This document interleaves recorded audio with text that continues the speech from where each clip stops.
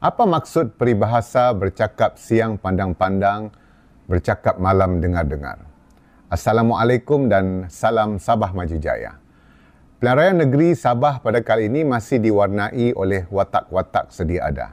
Ada yang berpenggal jadi wakil rakyat, pernah jadi timbalan menteri, menteri di Persekutuan dan Negeri, juga ada yang pernah menjadi ketua menteri. Ada hikmahnya, kerana dalam mendengar tawaran dan janji baharu mereka, rakyat berpeluang menilai sejauh mana track record mereka.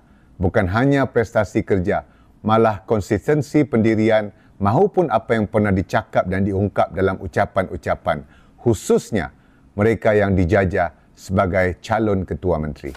Dalam video kali ini, izinkan saya mengulas berhubung retorik yang menggambarkan bahawa parti warisan dan presidennya, Datuk Seri Panglima Shafie Apdal adalah penyelamat Sabah dalam isu hak minyak dan gas sekaligus kedaulatan sempadan Sabah.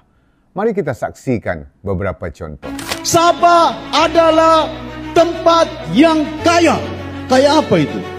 Minyaknya, gasnya. Besok kita pastikan supaya manfaat hasil-hasil bumi Sabah ini akan dapat dimanfaatkan oleh rakyat Sabah. Jun 2024, dia janji hasil Sabah akan dimanfaatkan oleh rakyat Sabah. Soalan.